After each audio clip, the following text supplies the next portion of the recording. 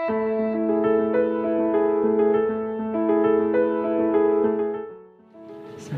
warahmatullahi wabarakatuh.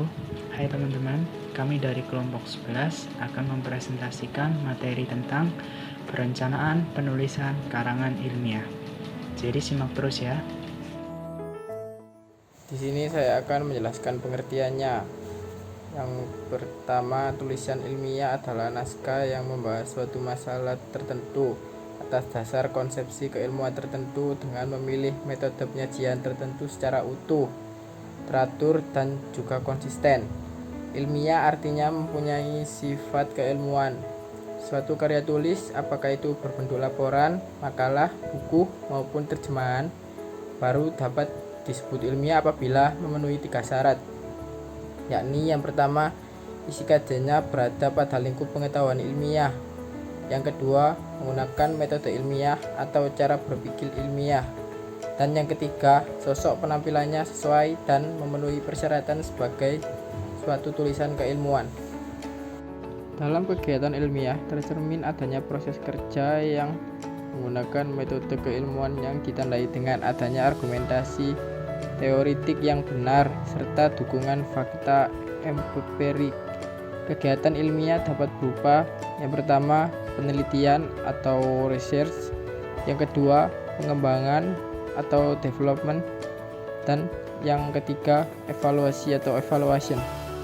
Karya ilmiah atau karangan ilmiah atau scientific paper adalah sebuah laporan yang secara tertulis dan diterbitkan dengan memaparkan hasil penelitian atau pengkajian yang telah dilakukan oleh seseorang atau dalam sebuah tim dengan memenuhi kaidah dan etika keilmuan yang dikukuhkan dan ditaati oleh masyarakat keilmuan. Assalamualaikum warahmatullahi wabarakatuh. Saya Kurnia Yuda Asrianto, NPM 132020010091. Kali ini saya akan menjelaskan jenis-jenis karya ilmiah. Jenis-jenis karya ilmiah terdiri dari yang pertama, makalah. Makalah adalah karya tulisan ilmiah yang menyajikan suatu masalah yang pembahasannya berdasarkan data yang ada di lapangan, yang pada intinya ini adalah bersifat objektif.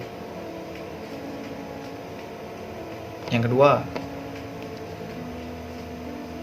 kertas kerja. Kertas kerja itu adalah seperti halnya makalah. Kertas kerja juga karya ilmiah yang menyajikan suatu berdasarkan data di lapangan yang bersifat sama halnya seperti makalah, yaitu objektif.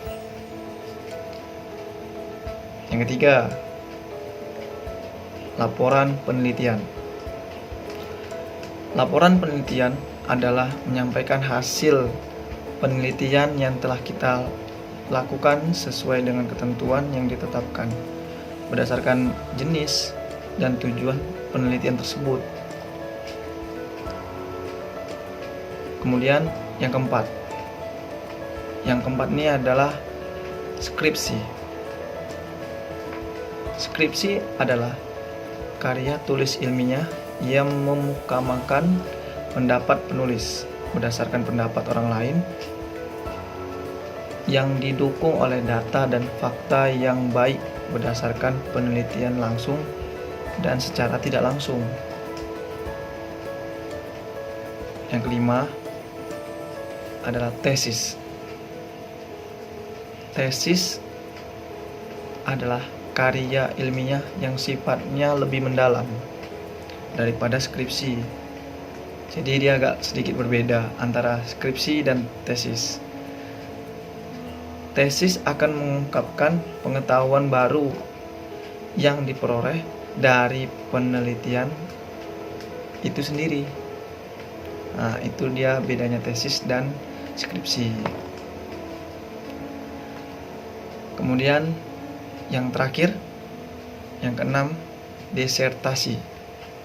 Disertasi itu karya ilmiah yang mengukamakan suatu pendapat yang dapat dibuktikan oleh penulis berdasarkan fakta, data yang benar, dan analisis yang terinci.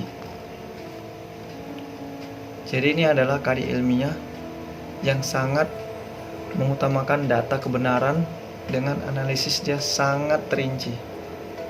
Jadi secara detail.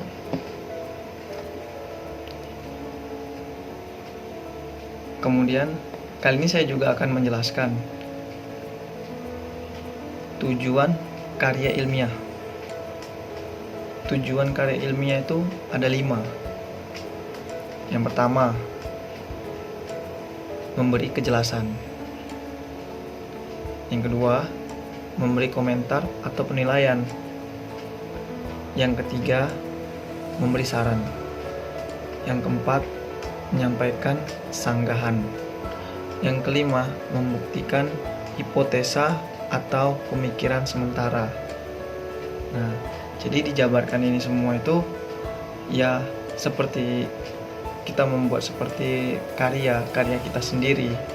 Jadi ya tetap seperti alurnya, ada SOP-nya yang harus kita utamakan. Ya ini tujuan karya ilmiah ini ya SOP-nya adalah ini dia, memberikan kejelasan, memberikan komentar atau penilaian, memberikan saran, menyampaikan sanggahan atau membuktikan hipotesa. Dan yang terakhir adalah manfaat karya ilmiah. Manfaat karya ilmiah ini adalah melatih dan mengembangkan keterampilan kita untuk membaca yang efektif. Yang kedua, melatih untuk menggabungkan hasil bacaan dari berbagai sumber. Jadi di sini kesannya kita itu seperti ingin kembali lagi ke mode jalur lama atau ya generasi bien orang bilang. Jadi perbanyak baca kita akan mendapat ilmu. Nah seperti itu. Jadi tujuannya itu karya ilmiah ya seperti ini, perbanyak baca, perbanyaklah nambah ilmu. Kemudian yang ketiga, mengenalkan dengan kegiatan perpustakaan. Yang keempat, meningkatkan pengorganisasi fakta atau data secara jelas dan sistematika. Yang kelima, memperoleh kepuasan intelektual. Dan yang terakhir adalah memperluas cakrawala ilmu pengetahuan. Jadi semakin banyak Anda membaca, semakin banyaklah ilmu yang kalian dapat. Apalagi sekarang sudah zaman canggih, zaman elektronik ya. Jadi kita baca di mana saja, di internet atau di buku-buku bacaan yang sudah media-media elektronik semua. Ya makin banyak kalian membaca, mungkin teman-teman bisa lebih pintar atau lebih menambah cakrawala pengetahuannya. Bukan hanya di Indonesia aja, mungkin teman-teman bisa lebih tahu tentang negara-negara lain, tentang peribahasa-peribahasanya lainnya. Baik, demikian dari saya. Wabillahi taufiq wal hidayah. Assalamualaikum warahmatullahi wabarakatuh. Baik, untuk selanjutnya kita akan membahas tentang tahap-tahap penyusunan karya ilmiah. Ada 5 tahapan dalam penyusunan karya ilmiah. Yang pertama kita akan membahas tentang persiapan. Nah, persiapan ini meliputi apa saja? Yang pertama adalah meliputi pemilihan topik atau masalah. Usahakan dalam memilih topik itu yang menarik atau yang berbobot. Dan terlebih lagi yang ada manfaatnya sehingga layak untuk dibahas, sehingga layak untuk dikaji. Dan penting juga dalam pemilihan topik, usahakan benar-benar memahami prinsip-prinsipnya, benar-benar memahami masalah yang akan dibahas itu nanti seperti apa. Kemudian baru menentukan judul, penentuan judul. Penentuan judul ini harus benar-benar menarik gitu, agar pembaca juga tertarik untuk membaca karya ilmiah itu. Kemudian barulah kita membuat kerangka kalangan. Yang kedua adalah pengumpulan data. Pengumpulan data ini bisa melalui berbagai hal. Bisa contohnya adalah melalui pengamatan peristiwa atau mencari informasi melalui wawancara, atau bisa juga melakukan eksperimen di laboratorium. Itu bisa juga. Ada berbagai hal untuk mendapatkan informasi. Kemudian pada tahap ketiga adalah pengorganisasian dan pengonsepan. Dalam tahap pengonsepan ini kita itu melakukan penyeleksian data, kemudian kita kelompokkan berdasarkan jenisnya, berdasarkan sifatnya, berdasarkan bentuknya, bentuk data itu.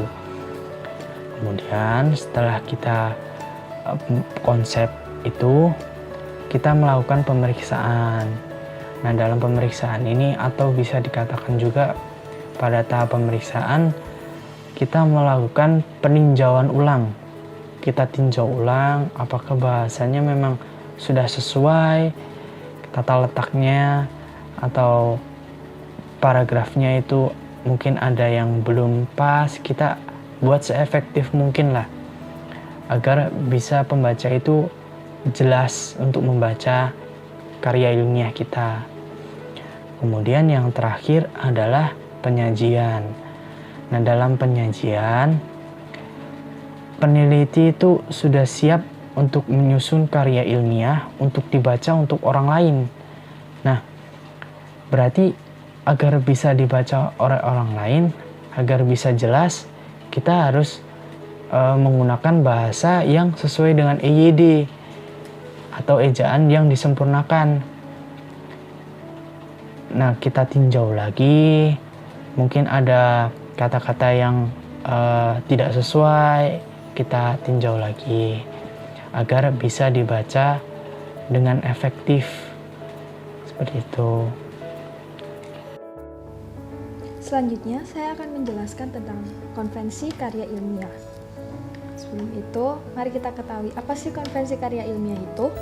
Konvensi karya ilmiah adalah sebuah peraturan atau aturan yang disepakati oleh sebuah lembaga atau beberapa lembaga tertentu yang menyangkut seperangkat cara dan bahan yang digunakan dalam menulis karya ilmiah, misalnya laporan penelitian, skripsi, tesis, dan yang lain. Pada prinsipnya, setiap lembaga atau instansi memiliki konvensi karya ilmiah yang sama. Dalam konvensi karya ilmiah mencakup bentuk karya ilmiah dan bagian-bagian dalam karya ilmiah. Pertama, pembicaraan bentuk karya ilmiah mencakup bahan dan jumlah halaman, lalu perwajahan, dan yang terakhir penomoran. Di dalam bahan dan jumlah halaman, kertas yang digunakan atau direkomendasikan untuk digunakan yaitu kertas HVS yang berukuran kartu 21,5 x 28 cm. Lalu huruf yang digunakan berwarna hitam pekat, dan di dalam sebuah karya ilmiah tidak lebih dari 15 halaman atau sekitar 10-15 halaman, termasuk dalam daftar isi dan daftar pustaka karya ilmiah. Lalu perwajahan. Yang dimaksud dalam perwajahan dalam konvensi karya ilmiah yaitu unsur atau aturan penulisan. Di dalam perwajahan ini meliputi ukuran kertas spasi, margin atau tepi batas dari kertas. Biasanya huruf yang digunakan yaitu Times New Roman berukuran 12 atau 11. Lalu spasi yang digunakan dalam karya ilmiah terdapat dua sisi. Abstrak adalah satu spasi, lalu judul karangan, judul bab, sedangkan judul atau nama lembaga menggunakan ukuran font 18. Dan pada penomoran, biasanya yang digunakan adalah angka Romawi besar, kecil, dan angka Arab.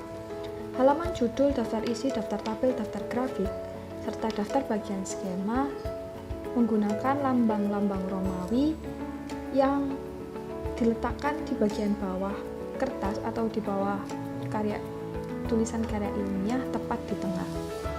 Lalu bagian-bagian dalam karya ilmiah mencakup judul karya ilmiah yang akan digunakan, lalu bab-bab materi yang dibahas dalam karya ilmiah, lalu judul anak bab atau subjudul, judul tabel, grafik, dan bahkan gambar, daftar pustaka, dan yang terakhir lampiran. Sistematika karya ilmiah. Bagian pembuka. 1. Kulit luar atau cover. A. Judul karya ilmiah. B. Nama penyusun. C. Nama lembaga pendidikan. Dan D. Nama kota. 2. Halaman pengesahan. Dalam halaman ini dicantumkan nama dosen pembimbing dan tanggal, bulan, serta tahun persetujuan. 3. Kata pengantar. Kata pengantar ini dibuat memberikan gambaran umum kepada pembaca tentang penulisan karya ilmiah. Kata pengantar hendaknya singkat tapi jelas. 4. Daftar tabel. Tajuk daftar tabel dituliskan dengan huruf kapital semua dan terletak di tengah. 5. Daftar grafik, bagan atau skema. Pada dasarnya penulisannya hampir sama seperti penulisan daftar tabel. 6. Singkatan atau lambang. Penulisannya sama dengan penulisan daftar tabel, grafik, bagan atau skema. Bagian inti karangan. 1. Bab pendahuluan. A. Latar belakang masalah. Bagian ini memuat alasan penulis mengambil judul itu dan manfaat praktis yang dapat diambil dari karangan ilmiah tersebut. B. Rumusan masalah. Permasalahan ini dirumuskan dalam kalimat-kalimat pertanyaan. C. Tujuan. Mencantumkan garis besar tujuan pembahasan dengan jelas dan berkaitan dengan rumusan masalah dan relevansinya dengan judul. D. Ruang lingkup, yaitu menjelaskan pembahasan masalah yang akan dibahas. E. Landasan teori, berisi prinsip-prinsip teori yang mempengaruhi dalam pembahasan. F. Hipotesis, merupakan kesimpulan atau perkiraan yang dirumuskan untuk sementara diterima. G. Sumber data atau kajian pustaka. Yang digunakan penulis karangan ilmiah biasanya adalah perpustakaan, tempat kejadian peristiwa atau hasil observasi, interview, seminar, diskusi, dan sebagainya. H. Metode dan teknik. 1. Metode pengumpulan data. 2. Teknik penelitian. Dan 3. Sistematika penulisan. 2. Bab analisis atau bab pembahasan. Bab ini merupakan bagian pokok dari sebuah karangan ilmiah, yaitu masalah-masalah akan dibahas secara terperinci dan sistematis. Ketiga, bab kesimpulan dan saran. Bab ini berisi kesimpulan yang telah diperoleh dari penelitian yang telah dilakukan. Kesimpulan sendiri adalah gambaran umum seluruh analisis dan relevansinya dengan hipotesis yang sudah dikemukakan. Ada bagian penutup terdiri dari kutipan, daftar pustaka, dan catatan kaki. Penulisan kutipan, daftar pustaka, dan catatan kaki berkaitan erat dengan proses pengambilan data untuk kepentingan penulisan karya tulis ilmiah. Kita sampai pada kesimpulan. Jadi kesimpulannya pada materi ini itu apa? Jadi apa sih karya ilmiah itu? Singkatnya begini. Karya ilmiah adalah hasil karya yang diperoleh dari kegiatan menulis dengan menerapkan konvensi ilmiah.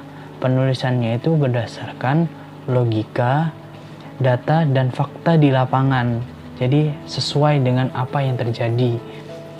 Kemudian ada beberapa jenis karya ilmiah, antara lain adalah makalah, kertas kerja, skripsi, laporan penelitian, tesis, dan disertasi. Istilah-istilah itu dipakai untuk memberi nama suatu karya tulis yang bersifat ilmiah. Sekian dari kelompok kami. Bila ada salah kata, mohon maaf yang seterus-terusnya. Terima kasih dan sampai jumpa.